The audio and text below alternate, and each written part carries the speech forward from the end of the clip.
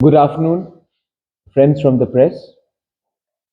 सबको सबसे पहले मैं एडवांस में स्प्रिंग के अवसर में Christmas in advance and new year के एडवांस में सब पूरे मीडिया फ्रेटर्निटी को मैं अपने तरफ से विश करना चाहता हूँ, शुभकामना देना चाहता हूँ। और हम सबका आशा है कि आने वाला साल हमारे लिए अच्छा रहेगा और हम सब के लिए और त्रिपुरा राज्य के लिए, नॉर्थ ईस्ट के लिए और हमारे कंट्री के लिए, देश के लिए अच्छा रहेगा। तो मैं शुरुआत में सबको अपने पार्टी की तरफ से, मेरे तरफ से, हमारे लीडर्स की तरफ से विश करना चाहता हूँ फॉर वेरी हैप्पी 2026, मेरी Christmas in advance, happy new year. And आज कल त्रिंग है, तो इन एडवांस त्रिंग के लिए भी मैं आप सबको शुभकामना देना चाहता हूँ। ये शायद हमारा लास्ट अंतिम प्रेस कॉन्फ्रेंस है, इसके लिए मैं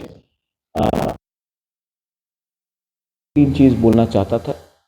फर्स्ट, उसमें हमारा पार्टी का व्यू एकदम क्लियर है कि जो सेंटिमेंट हमारे कम्युनिटी का है उसको government of India, state government को रिस्पेक्ट करना चाहिए। And Kokborok should be in the script of our own liking which is Roman script. इसमें कोई विवाद नहीं होना चाहिए और ये हमारा पोजीशन पहले से था, है और रहेगा। और इस इशू में हम अपना व्यू बदलने वाले नहीं हैं। ये बात मैं क्लियरली सबको बोलना चाहता हूँ। गवर्नमेंट ऑफ इंडिया को भी विचार करना चाहिए कि जब तक, जैसे कि हमारे आदरणीय मुख्यमंत्री ने कहा है कि इंडिजिनस स्क्रिप्ट डेवलप करो, it's a suggestion from him, he is a respected person, I have personal respect for it. लेकिन जब तक अपना स्क्रिप्ट डेवलप नहीं होगा, हम कौन से भाषा में परीक्षा लिखेंगे? क्योंकि हम लोग बंगाली में परीक्षा लिखना नहीं चाहते हैं और हमको रोमन स्क्रिप्ट में अपना परीक्षा लिखना है। तो जब तक ये कोई सुझाव भी देगा, तब तक इंटरिमली हम कौन से लैंग्वेज में अपना परीक्षा दें? So I have very clearly stated that for us the only solution is Roman script, and Roman script should be the only choice for Cockborough and Cowbrew. There is not going to be any backing down from that statement. Second चीज है जो पूरे देश को असर करता है, which is on the condition of what is happening in Bangladesh. आप लोग सब जानते हैं कि बांग्लादेश में माइनॉरिटीज को, स्पेशली जो हमारे इंडिजिनस लोग हैं, जो हिंदू बंगालीज हैं, बेरहमी से इनको मारा जा रहा है, इनको टारगेट किया जा रहा है। उनके बांग्लादेश के प्रोमिनेंट लीडर्स एम्बेसीज के सामने जाकर इंडियन एम्बेसी को बंद करने की कोशिश कर रहे हैं। हमारे एम्बेसीज के ऊपर अटैक हो रहा है।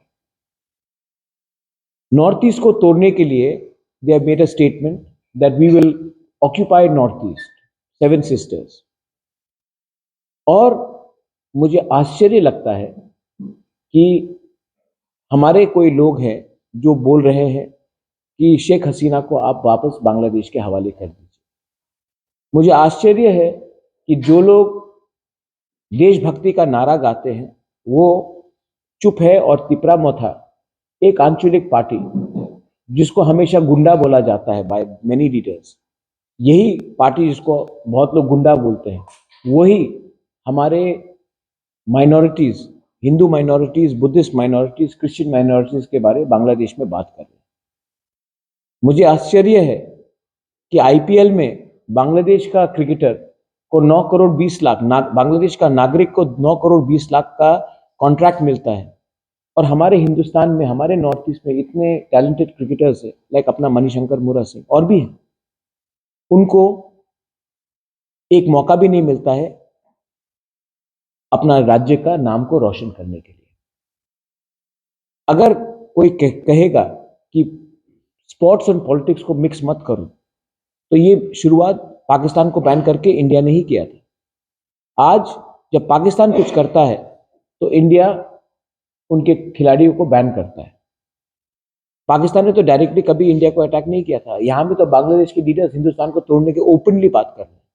पाकिस्तान तो चुपचाप करता था, ये तो ओपनली कर रहे हैं। तभी भी हम बांग्लादेश के क्रिकेटर्स को जगह दे रहे हैं, सम्मान दे रहे हैं, और हिंदुस्तान में अपने माइनॉरिटीज को हम लोग बोलते हैं देशद्रोही। तो ये डबल टॉक नहीं चलेगा।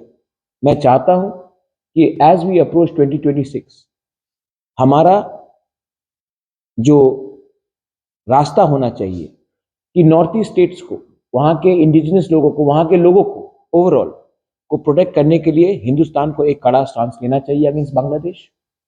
सेकंड, हमारा भाषा, हमारा संवैधानिक अधिकार को भी गवर्नमेंट ऑफ इंडिया को देखना चाहिए, क्योंकि बांग्लादेश के लीडर्स ने कहा है कि वो उग्रपंथी को जो हिंदुस्तान के खिलाफ है उनको पनाह देने के लिए तैयार है, हिंदुस्तान में डिस्टर्बेंस क्रिएट करने के लिए।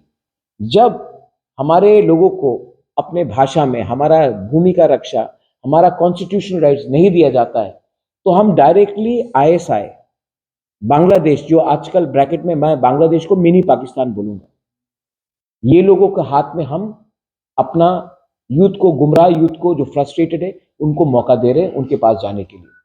तो मैं रिक्वेस्ट करता हूं through the media, the state government and the government of India should come out with a clear policy regarding Northeast and to protect the future generation of our people. Once again, thank you very much. आप लोग यहाँ में आए हैं। आपने दिखा भी होगा कि पिछले थोड़े दिन से हमारा रैलीज भी चल रहा है, हमने मोबिलाइज भी किया। I want to thank all the people जो रास्ते में आए, होमचांग रैली किया, जो पॉलिटिक्स में नहीं है, who have no interest in politics, who are non-political, उन्होंने भी हमें समर्थन दिया है। आई वॉन्ट टू, भाषा के लाइन में, और I also want to thank the people from the general Bengali community, जिसने आकर कहा है, जब हमने बांग्लादेश हाई कमीशन के सामने हमने प्रोटेस्ट किया तो सबने कहा कि ठीक बोला आपने, क्योंकि मैं चाहता हूं कि त्रिपुरा डेवलप हो, लेकिन त्रिपुरा तभी डेवलप होगा जब हर कम्युनिटी को सम्मान मिले। हम अपना अधिकार, अपना सम्मान के लिए बात कर रहे हैं, हम किसी से कुछ छीनना नहीं चाहते। अगेन मैं और एक बात लिखना चाहता हूं कि we are not against the Bengali language, but we want Tiprasa people to decide on the script that they want to speak on to appear in exams. तो प्लीज इसको वर्सेस मत कीजिए, ये बात समझिए कि हमारा दिल का आस्था है।